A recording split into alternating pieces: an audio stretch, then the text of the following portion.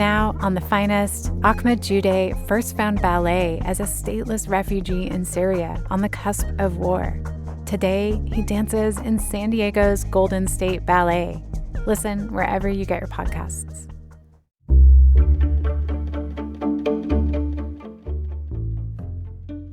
Good morning, I'm Lawrence K. Jackson. It's Friday, April 3rd. San Diego reps got an inside look at the Otay Mesa Immigration Detention Center. More on that next, but first, let's do the headlines.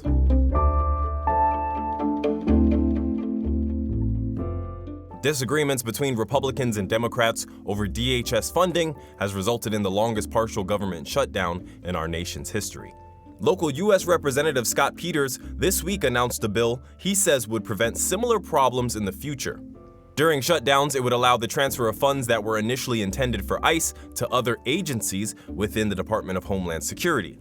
Last Friday, Trump signed an executive action to pay TSA workers, saying that America's air travel system had reached its breaking point. Peters says that by passing his bill, the livelihoods of essential federal workers wouldn't depend on the whims of any one person. Just shy of $16 million was awarded to UC San Diego and UC Davis to study how the brain ages within Hispanic and Latino communities. Latinos have a higher risk of heart and vascular diseases, as well as being more prone to developing dementia when compared to other groups. A co-principal investigator on the grant says that Latinos have been historically overlooked in aging research, and that studying a Latino brain will help them develop better tools for early detection and more effective prevention strategies. A lawsuit has been filed by the county alleging that a handful of companies monopolize the fire truck market. The county says it has led to higher prices, causing truck prices at times to more than double, as well as delaying the delivery of trucks, taking anywhere from 1 to 4 years. The county is alleging that the defendants acquired multiple smaller fire truck manufacturers, eliminating competition for the vehicles and their parts. The county operates around 75 trucks. They say some are well past their recommended service life. From KPBS, you're listening to San Diego News Now. Stay with me for more of the local news you need.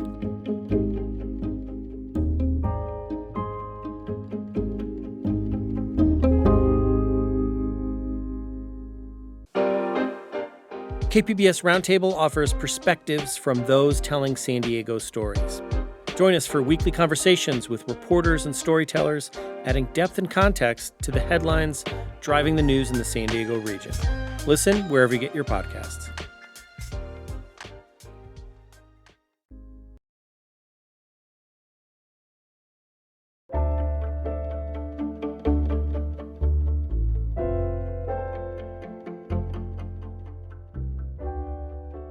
Two of San Diego's congressional representatives visited the Otay Mesa Detention Center yesterday.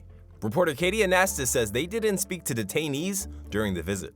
Representatives Sara Jacobs and Mike Levin visited a holding area, medical facilities, library, and chapel. There's roughly 1,000, little more, 1,000 ICE detainees in there. They met with the facility's lead doctor and other medical staff. Levin describes the facility and cleanliness as being roughly on par with civilian medical facilities. I believe that they're doing the best that they can with the staff that they have in the circumstances that they find themselves in. Levin and Jacobs say they've received complaints about the facility. Jacobs says her office had requested to speak with detainees, but that a miscommunication between federal officials and the facility meant it didn't happen on schedule. They finally offered it right at the very end when we had 10 minutes left. And so we've let them know that we will plan on coming back to meet with folks. Jacobs and Levin say they plan to conduct unannounced oversight visits in the coming months. Katie Anastas, KPBS News.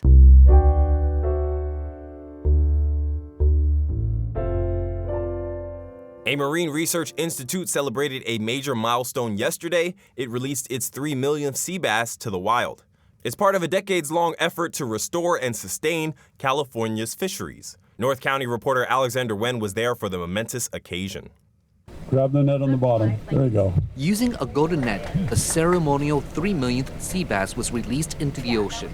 Mark Drawbridge is the director of the Sustainable Seafood Program at Hub's SeaWorld Research Institute. That sea bass was hatched and raised at the Institute's Carlsbad campus. They play an important role in the ecosystem. They're found coastally here, around rocky reefs and in kelp beds and so forth. Between the 1960s and 80s, the white sea bass population plummeted because of overfishing. So in 1983, Hub's SeaWorld, the recreational fishing community, and the state's Department of Fish and Wildlife banded together to establish this program. It releases about 70,000 fish per year. Alexander Nguyen, KPBS News. For more than a decade, the city of Chula Vista's official tall ship has provided sailing adventures, day charters, and educational programs. Reporter Jacob Ayre says it recently came very close to sailing off into city history, but for now, it'll stay docked in South Bay. The double-masted schooner Bill of Rights floats in the Safe Harbor South Bay Marina. We consider this an asset for the community. Susan Johnson helps manage the finances for the ship, which is owned by the nonprofit South Bayfront Sailing Association. She says last month they received a lease termination notice from Safe Harbor Marinas, the private company that runs the marina in Chula Vista. That news prompted a petition drive to keep the ship in place and some media coverage. Now, Safe Harbor Marinas seems to be changing course. We just got that they were canceling the letter, but they were going to work with us on rebirthing the boat. In a statement, the company says the association can disregard the notice and the Bill of Rights will remain docked at Safe Harbor South Bay. Johnson says she's hopeful, but they still need to figure out the details of what comes next. In my mind, it means that they will work on coming up with a place for us to berth and a contract. But there's nothing promised in it. Safe Harbor says the change is in recognition of the current constraints on alternative options for the Bill of Rights. Jacob Ayre, KPBS News. The 2026 San Diego Beatles Fair is this weekend in Jacumba. This year, the event organizer Alma Rodriguez is dedicating the festival to her late daughter. KPBS's Andrew Bracken spoke with Rodriguez about the added layer of meaning to this year's event. You've been organizing the San Diego Beatles Fair for several years now, and you're dedicating this year's festival to someone very special to you, your daughter, Anna. And I'd love to just start by hearing more about her. Tell us about her. Well, Anna was a very vibrant person. She was involved in the community, and she was my right-hand person doing the San Diego Beatles Fair.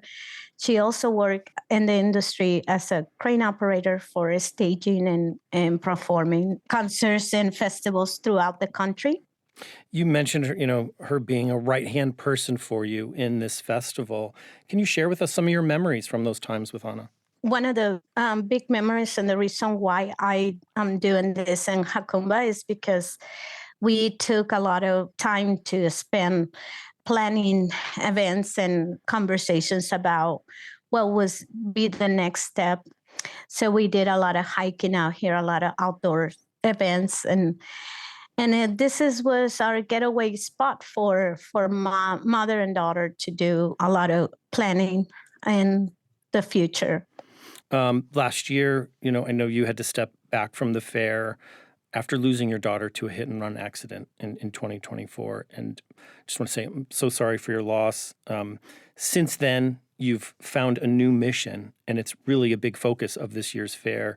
Tell us more about that mission.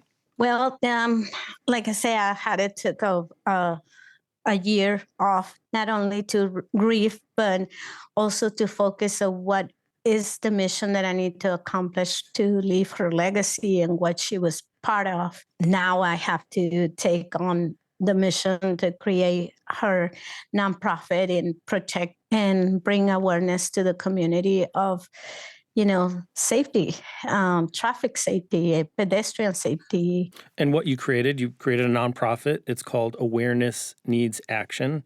It also spells Anna, right? So tell us more about the organization and, your ultimate goal here. The organization is basically to spread not only the safety issues that we have to be aware of, but we also support for the families that are going through this kind of tragedies and provide safety gear. What support would you have liked to have gotten that maybe you didn't get enough of during this difficult time for you? And how are you looking to, for Anna to create a similar support system for others? The most important thing is that not to panic in this kind of situations and take action right away. In my case, in my daughter's case, was a hit and run, so the 72 hours was dramatically crucial to find out, organize and get the community. And I think for me personally, in my case, I had to make sure that we do all the right steps so we don't interfere into the investigation, and also keep ourselves conscious that there's a lot of work to do ahead of us before we can find justice. And then how we going to turn it into a tragic moment into a positive thing. That's important. And that leads to, honoring her at this year's fair, right? It's at a place which you've talked about was really special for Anna and you. So tell us more about what you have in store this weekend. First of all, this is our first time that we took it out of the San Diego city limits. So it's a new learning curve. It's at campgrounds at the Ansa Spring Resort. And I definitely had a dream about what to do, whether I'll do it, whether I quit, whether it came to me that she would never let me quit. She will love this festival. She always part of it.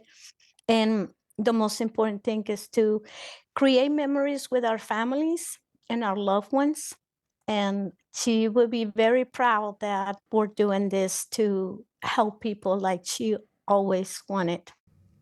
That was Alma Rodriguez speaking with KPBS's Andrew Bracken. You can find more information about the event at BeatlesFair.com. As we do for you each and every Friday, here are some weekend event ideas for you and yours. Award-winning playwright August Wilson's play Fences is set to return to the Old Globe this Saturday. The classic tale is set in the 1950s and tells the story of a working-class black man whose hopes and dreams have been limited. If you'd like to work on perfecting your photographic eye, then George's Camera in North Park might just have what you need. On Saturday, they are holding a beginner's film photography class. You can learn the basics of what goes into using a 35mm camera and get an introduction to framing and processing film. And of course, this Sunday is Easter for all celebrating. Fit Social will host a family-friendly beachside Easter egg hunt. There will be egg hunts based on age, with golden eggs hidden throughout that contain prizes like food or drink gift cards. That takes place at Belmont Park. Whatever you do this weekend, please enjoy. That's it for the podcast today. This podcast is edited by Brooke Ruth and hosted and produced by me, Lawrence K. Jackson. As always, you can find more San Diego news online at kpbs.org. Thanks for listening and have a great weekend.